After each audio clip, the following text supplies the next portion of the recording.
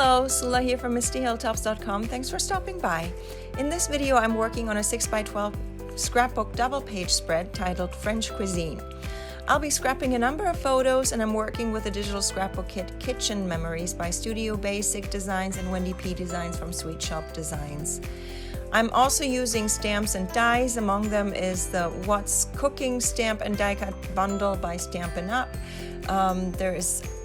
There's more stamp sets, food stamp sets and menus, and there's this Doily that's also from a Stampin' Up collection. So I'll use a number of different things. So I started this page by creating it in my Silhouette Studio, and then I clipped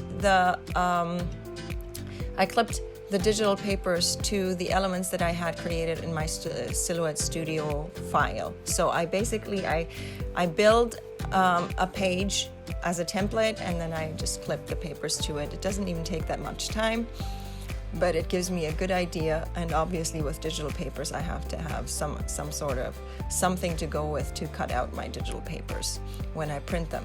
So finally, when I was done with clipping all the papers to this, then I went ahead and printed everything, cut everything out.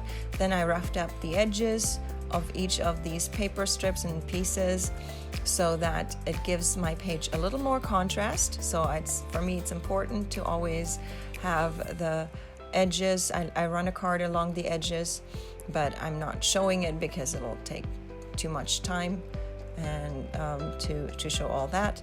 So then I start to assemble the page, and so I start with this the larger paper that goes on the background page, and then the two paper strips.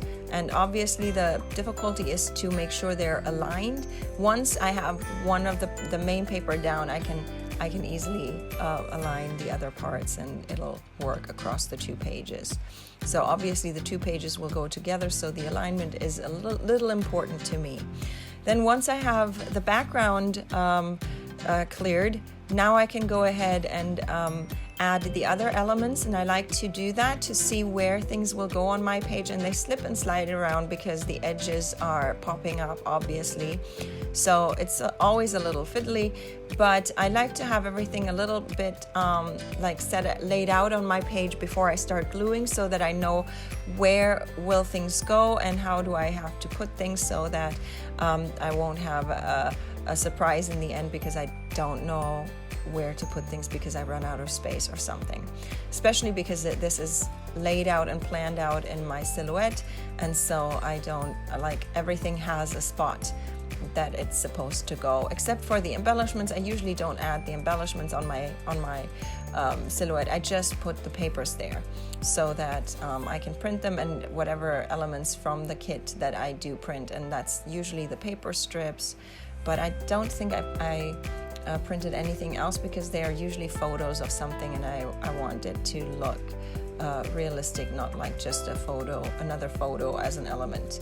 So then I have to decide where all the different bits and pieces of the elements go. You see that little menu that I tucked behind this is like this kind of light green, teal green, not teal, but something there.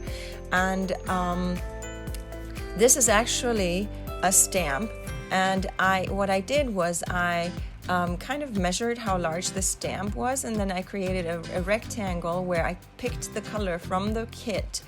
So it is one of the colors from the kit that it's just a plain rectangle with filled with this color that I then print with my papers, and then I was able to stamp this menu stamp on top, and so it's a lot of fun. It looks like it's a part of one of the colorful elements, and it really is just a printed paper with the stamp on top. So these are the doilies that come with the Stampin' Up kit there, or set there. I don't have the name right now, but I will put it in the description box below. And so it might be like something like Hello Doily or something. So this is another menu, for coffee, or another tag that comes with the same stamp set. I did the same. It doesn't look like it, but it's actually not white. paper. I printed, like the background paper for this is actually a tiny light gray-ish color. It's not a plain white. If you put the doily against it, you see that the doily is white, and even the background is printed on this light grayish beige kind of paper. So that's the same color for this tag, and so I did the same as I did with the other menu part there. I just printed a rectangle that was about the size of this tag, then stamped the tag, cut it out, and can use it on my page there. So here I am arranging all the clusters. There's a couple of element clusters that I wanted on this page. This is the title, French, and then it'll continue on the next page with Cuisine. And so, and this is one of the word strips that came with this digital scrapbook kit. And this I probably pulled from a different digital scrapbook kit, but I can't quite remember. I make sure when I print them that they are the size of one of my, when it's round ones, and I mean really round, not like the tomato, which is an round shape. I just cut that by hand, but if it's a round one, I use my dies. So I size it to the size of my round dies, and then I use my dies to cut out any circle kind of shape on my pages. So here I can get ready to start with the clustering here, and obviously I have to start with the back. So this one is the doily again.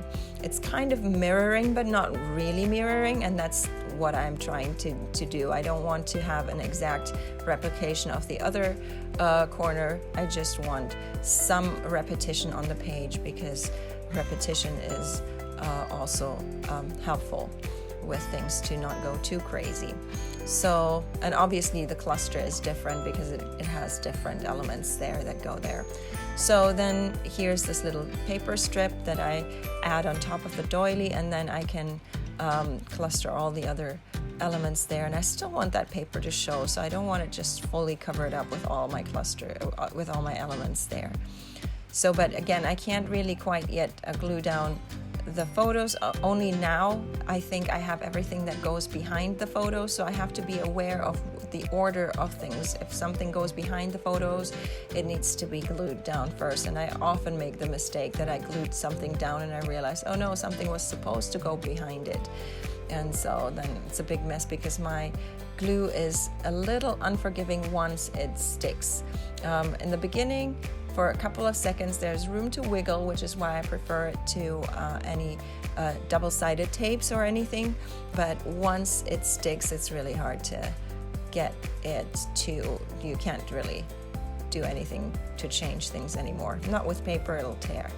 So here are some more, some of these are stamps, and I stamped them on colored cardstock and then used some of my label dies to cut them out. But I also use this is a little cork piece, and there's a tutorial that shows how I use cork and how I stamp and die cut with cork, and they make lovely additions to any page that I create and any scrapbook, whether it's my traveler's notebook layouts, which I have those, I have a lot of cork on those, or my scrapbook projects. So obviously this is a small spread. It's not a 12 by 12, but a 6 by 12. So it's two 6 by 6 pages. And I like working with small because the big ones, they're just too big for me. No space to put them, and also it's just a lot more of a challenge to use these things. So but there is the challenge of where to because a lot of the stamps are obviously created for more like 12 by 12 page designs, but then on the other hand, I work a lot with digital papers, though not always, and so obviously then the digital papers, they like with digital elements, you can resize everything to the size that you need. So here I have two word strip or journaling clusters. There was a lot of journaling. This was from our day in Paris, and this was we had dinner together with view on the Eiffel Tower, which was completely unplanned, but we ended up sitting exactly in the seat of that restaurant, the one seats, the one table that had the view on the Eiffel Tower, which was fun once we discovered it. So what I do is I keep the journaling in one piece until right before I start gluing it down, so that I don't have to re-puzzle together the order of everything, so I still have it fresh in my memory. If I start cutting things apart early, then I don't know how the sentences were supposed to go. Then I have to go back into my files and see where I saved it, if I even saved it. So this makes it much easier to keep it together until the moment that I start gluing it down. And so here I used one of my Scripty alphas to stamp this word cuisine, and then I just fussy cut that out. And then this is the next cluster there with another word strip from the collection, and then this is a stamp that I created, and then the other one is a stamp too that I stamped on cork, and then used one of my label dies to cut that one out. So, and then I think I can put another little cluster up there where with the other word strips there. So these tiny bits are also from the What's Cooking from Stampin' Up, that bundle, and I just fussy cut them apart and can now add them to my page. And I'm still looking for where exactly I want to put it. I found my spot right there, and then this little, I don't even know what it is. It might be another mushroom or something. So anyway, this is my page done. I'm going to leave you with some more close-ups. I hope you enjoyed this video. Give it a thumbs up if you did. Consider subscribing, and I hope you have a great day. Thanks for watching. Bye.